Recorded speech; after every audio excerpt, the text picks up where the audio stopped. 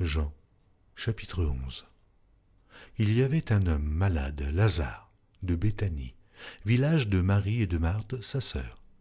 C'était cette Marie qui oignit de parfum le Seigneur et qui lui essuya les pieds avec ses cheveux, et c'était son frère Lazare qui était malade.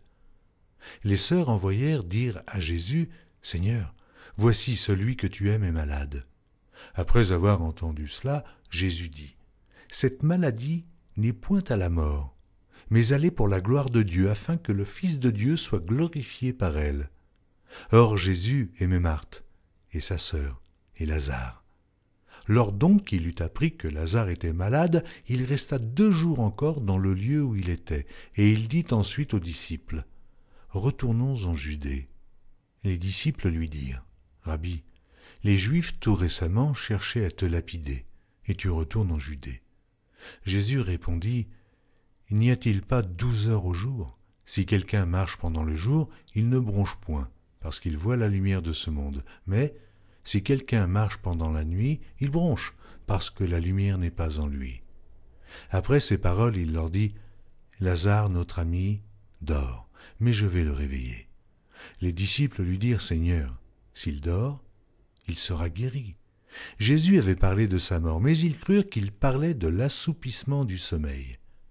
Alors Jésus leur dit ouvertement, « Lazare est mort. Et à cause de vous, afin que vous croyiez, je me réjouis de ce que je n'étais pas là. Mais allons vers lui. » Sur quoi Thomas, appelé Didyme, dit aux autres disciples, « Allons aussi, afin de mourir avec lui. » Jésus, étant arrivé là, trouva que Lazare était déjà depuis 4 jours dans le sépulcre.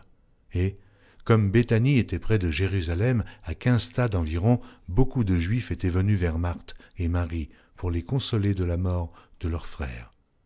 Lorsque Marthe apprit que Jésus arrivait, elle alla au-devant de lui, tandis que Marie se tenait assise à la maison.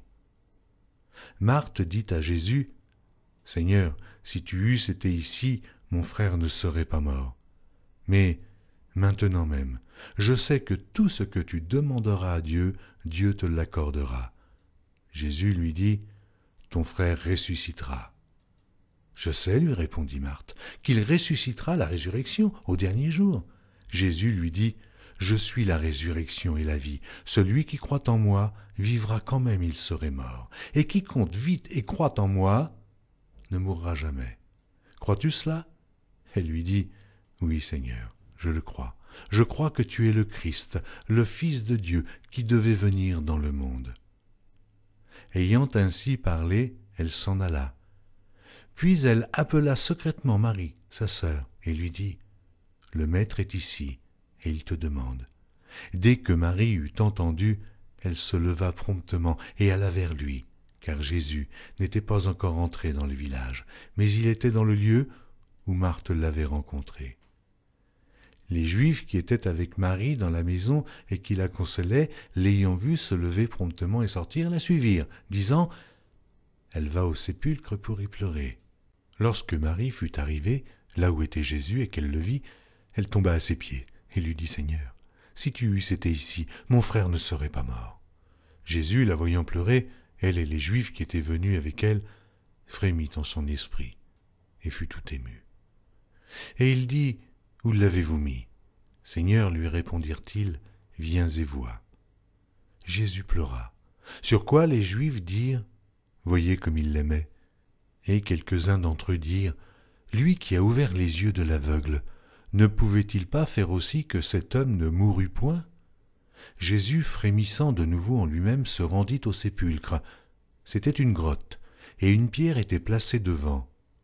Jésus dit, « ôtez la pierre. » Marthe, la sœur du mort, lui dit, « Seigneur, il sent déjà, car il y a 4 jours qu'il est là. » Jésus lui dit, « Ne t'ai-je pas dit que, si tu crois, tu verras la gloire de Dieu. » Ils ôtèrent donc la pierre, et Jésus leva les yeux en haut et dit, « Père, je te rends grâce de ce que tu m'as exaucé.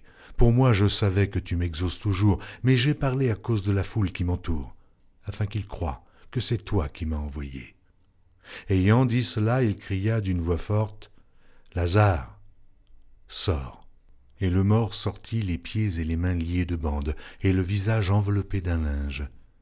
Jésus leur dit, « Déliez-le, et laissez-le aller. » Plusieurs des Juifs qui étaient venus vers Marie et qui virent ce que fit Jésus, crurent en lui.